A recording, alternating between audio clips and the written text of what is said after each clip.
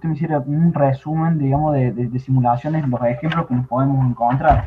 Bueno, los Por ahí trabajo sí, con sí. la... El mejor resumen en realidad está en esta misma guía. Sí, Lo que le falta a la guía es la parte de la generación de los números aleatorios y el uso de los números. ¿Mm? O sea, porque, por ejemplo, claro, en esta parte que es de la parte de colas, eh, acá plantea un tiempo entre llegadas y lo da como dato, pero en realidad en un planteamiento te va a decir las llegadas son o exponenciales o uniformes. O claro. eventualmente, en lugar de llamarla exponencial, la puede llamar llegada Poisson, que en realidad el proceso se llama Poisson. O sea, si dice las llegadas son exponenciales o como proceso Poisson, en ese caso lo que tiene que hacer es usar la fórmula de la distribución exponencial. Ahí tenía yo, por ejemplo, un ejemplito por ahí, pero bueno, si por ejemplo dice cada 15 minutos en promedio llegan los clientes, 15 sería lo que llamaríamos 1 sobre lambda en la distribución exponencial. Claro. Obviamente acá tendrían que aprenderse la fórmula Sí, de las la distribuciones. distribución exponencial, ¿no? Que era menos 1 sobre lambda por logaritmo natural de 1 menos r. El r es un número entre 0 y 1. Ahora, si hubiera sido uniforme, a más b menos a por r sería, o sea, por ejemplo, uniforme entre 5 y 10, sería 5 más 10 menos 5 por r en ese caso.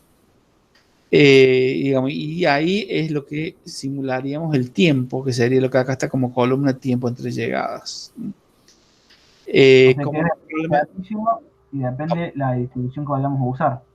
claro, el tiempo entre llegadas depende de la distribución. Y lo mismo el tiempo de servicio. Acá, acá lo llamo duración. En este caso eran llamadas telefónicas. Entonces, por ejemplo, ¿qué tenemos que tener cuidado en un modelo de cola? ¿En qué momento empezamos? Normalmente eso lo identificamos como un reloj. Por ejemplo, acá lo que suelen confundirse es cuando llama cliente cero, bueno, es un cliente. Lo llama cero, lo podría llamar uno, pero bueno, lo tienen que tener en cuenta en ese caso. Si yo tengo la hora, el tiempo entre llegadas, bueno, en este caso, el cero me va a identificar cuánto me falta para que llegue este cliente cero. Entonces, en el momento cero va a llegar el primer cliente.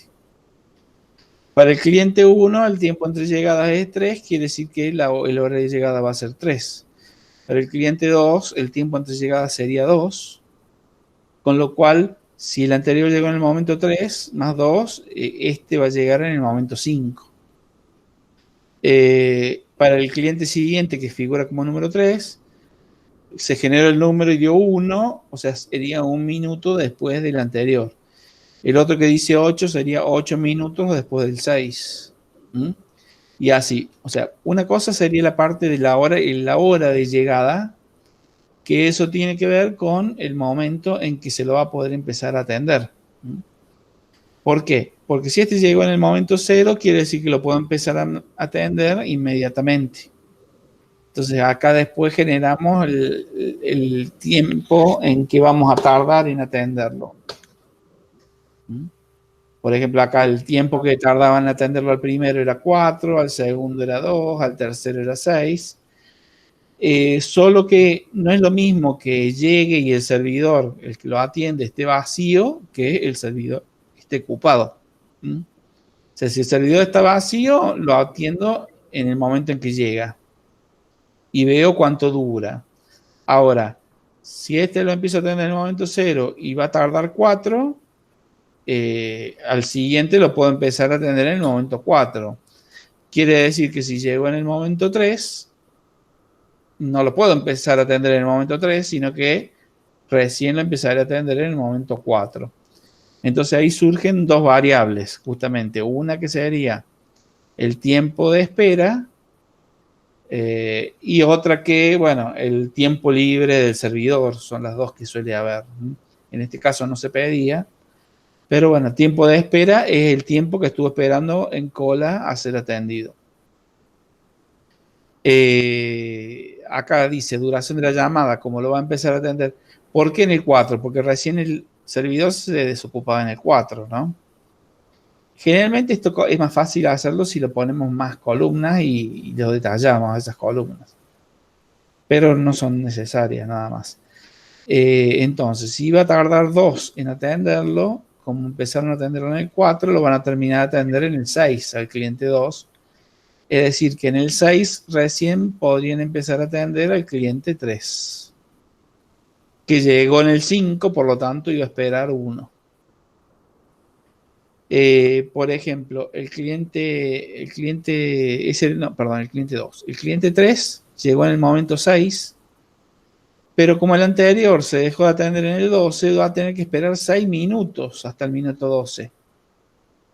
En el caso del cliente 4, que llega en el minuto 14, como el cliente anterior se terminó de atender en el 15, solo va a esperar 1 minuto.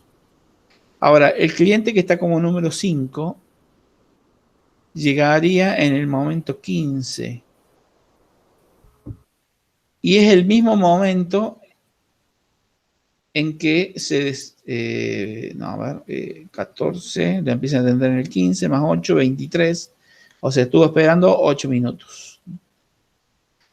Ahí se lo van a atender en 4 minutos, por lo tanto, se desocuparía en el 27. Quiere decir que el que llegó en el momento 25 va a esperar 2 minutos. Como va a tardar 2 aparte, se va a desocupar en el 29. Este que llegó en el momento 30, si bien se desocupa en el 29, no lo van a empezar a atender en el 29 porque todavía no llegó. Ese es uno de los errores que a veces hacen. O sea, no lo pueden empezar a atender antes de que llegue.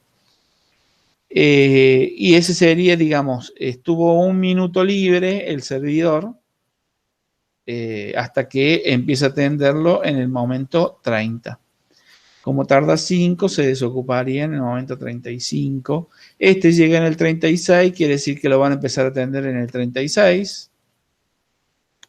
Y como va a tardar 7 minutos en atenderlo, se desocuparía en el 43. Acá, como el cliente llegó en el momento 39, no, hasta el momento 43 serían 4. Acá estaría mal el 3, debería haber sido un 4. Se llegó en el momento 39 y como se desocupaba en el 43, quiere decir que 4 minutos estuvo esperando, ¿no? Básicamente eso es cuando hablamos de modelo de colas. Lo que tenemos que hacer es eso.